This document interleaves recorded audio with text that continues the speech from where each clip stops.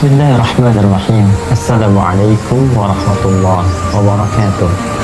Alhamdulillah, wassalatu wassalamu ala rasulillah wa ala alihi wa sahbihi wa man walah wa ba'd. Saudara-saudariku, di awal periode Nabi SAW mengemban misi kerasulan, terdapat beragam tantangan yang beliau hadapi dari umat di sekitarnya.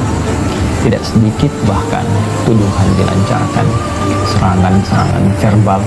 Bahkan dalam satu kesempatan ada yang menyebut Nabi SAW telah mengalami kegilaan.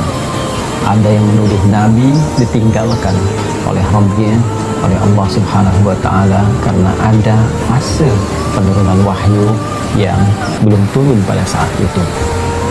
Ada yang menyebut beliau dengan tuduhan hoax, menyebarkan bahwa beliau seorang penyair, beliau terkena penyakit tertentu, dan tuduhan-tuduhan lain yang melahirkan teror-teror verbal atau bahkan juga gangguan fisik baik kepada beliau ataupun sahabat-sahabat Nabi Sallallahu Alaihi Wasallam. Dalam kesempatan inilah kemudian Allah Subhanahu wa Ta'ala menurunkan dua surat sekaligus. Yang dahsyatnya, dengan dua surat ini Allah ingin mengentaskan segala kegundahan yang dirasakan. Allah ingin menepikan segala kesedihan yang pernah dialami oleh Rasulullah SAW pada saat itu, sekaligus memberikan pesan besar kepada kita, hikmah yang paling indah dan cara yang paling efektif bagaimana kita bisa melewati masa-masa sulit, sekaligus menghadirkan ketenangan di dalam jiwa dan menyusun solusi-solusi terbaik untuk kita menyelesaikan apapun yang pernah kita alami.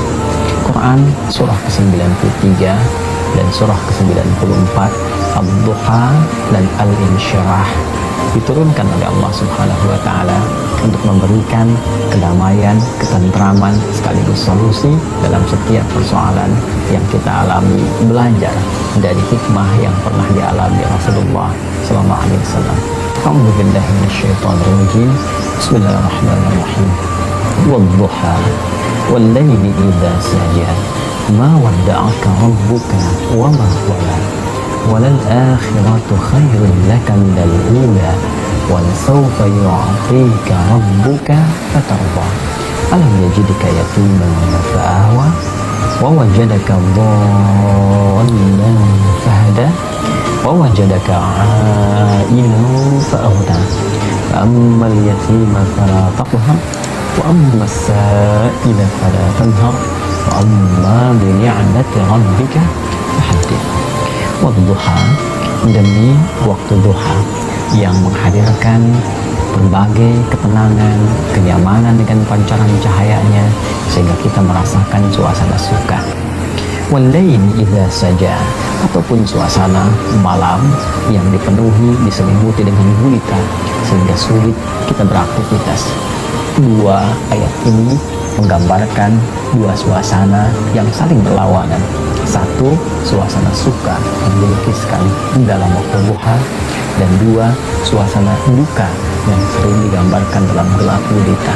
Allah yang menegaskan, ya Muhammad sallallahu alaihi wasallam, tanamkan dalam jiwamu, aku bersumpah demi keadaanmu yang dalam keadaan suka ataupun dalam keadaan duka seperti gelap gulita, ma wadda'aka rabbuka wa ma qala, maka Rabbmu yang merawatmu, menyayangimu, memperhatikanmu tidak akan pernah meninggalkanmu sedikit pun, baik dalam keadaan suka ataupun duka.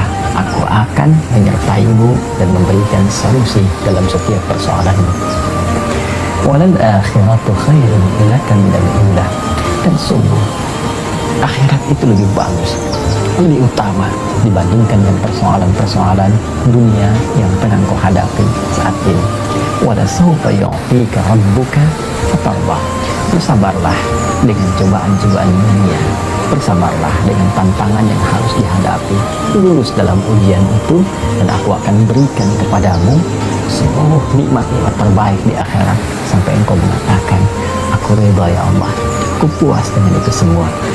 Alam yajidka yatiman fa'awa Bukankah dulu pun engkau punya kesulitan yang dengan itu aku entaskan, seperti engkau ditinggal oleh ayahmu, engkau ditinggal oleh ibumu, kesulitan yang tidak biasa, lantas aku memberikan solusi kepadamu.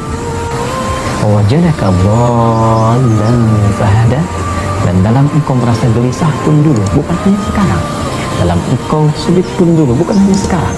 Bukankah persoalan di masa lalu aku pun berikan petunjuk kepadamu untuk mengatasinya?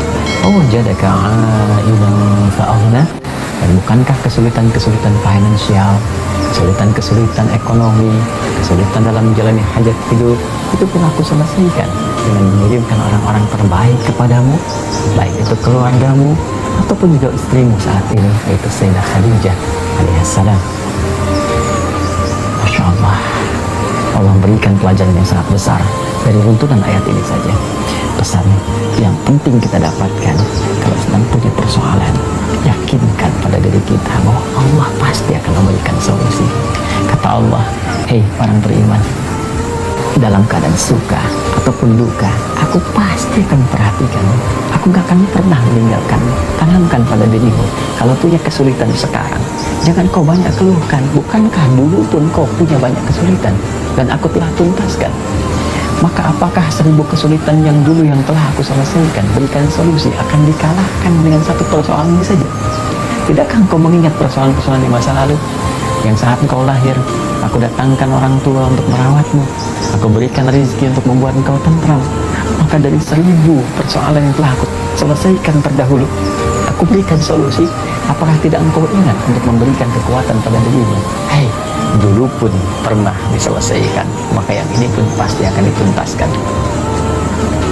Fa'ammal yatim fala taqhar, maka dari itu, jika ada orang yang kesepian, saat engkau merasakan penuh kenikmatan, kedamaian, ketentraman, saat orang butuh perlindungan, saat ada yatim butuhkan perhatian, maka berbagilah dengan mereka. Jangan kau berikan sifat-sifat yang kurang baik, karena engkau pun sesungguhnya membutuhkan perhatian dari Allah Subhanahu wa Ta'ala. Wa ammasa ila fala tanhar, dan bila pun ada yang minta pertolongan, minta solusi, maka berikan yang terbaik untuk dibantu, dan jangan pernah menyepelekannya, karena engkau pun sesungguhnya butuh bantuan. Wa amma bi ni'mati rabbika fahaddits, dan dengan segala nikmat yang telah Allah berikan kepadamu, maka ungkapkanlah sebagai syukur kepada Allah Subhanahu wa Ta'ala dengan meningkatkan kesolehan, kebaikan, dan takarrub kepada Allah Subhanahu wa Ta'ala.